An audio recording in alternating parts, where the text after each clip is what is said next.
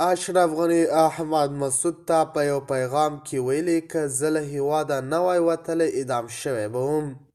د خرابات ټي وي چینل درنو لیدونکو سلام، ستړي مه شئ، وخت مو بخیر. هیله لرم چې جوړ او روغ به یې. په سر کې یادونه کوم که خرابات ټي وي چینل مو نوي سبسکرایب کړی، په درنښت سره خرابات ټي وي چینل سبسکرایب کړئ.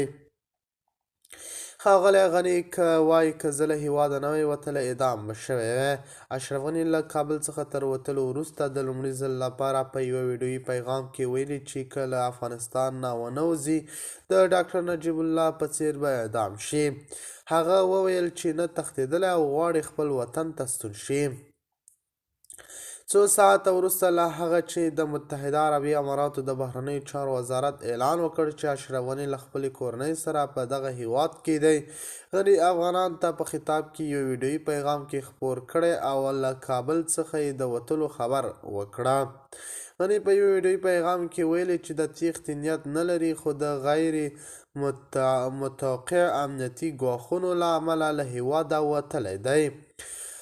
اړ شو. هغه وویل سره له دې چې طالبان ژمنه وکړه چې کلا ته به نه ننوځي، خو د کلا شاوخوا ګرځېدلې او امنیتي مسؤلین یې د امنیت د ټینګښت توان له لاسه ورکړی دی.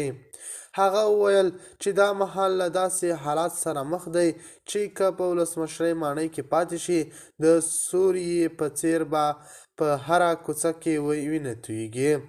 طالبان او د هغه بهرنیو همکارانو ویلي چې دوی به تر هغه وخته د سولې لاره ونه ویني چې زه نه یم هلته. غني ویل له هغه څو دقیقې وروسته چې زه مجبور شوم چې کابل پرېږدم، طالبان او ناپېژانده څېرې چې زموږ هیواد په ژبه هم نه پوهېږي د ولسمشرۍ ماڼۍ ته ننوتلل. د خرابات ټي وي چینل درنو لیدونکو دا و زموږ د دې مهال چمتو کړی خبر. د نورو خبرونو لپاره خرابات ټي وي چینل سبسکرایب کړئ. الله په امان، تر بیا خیر چرې.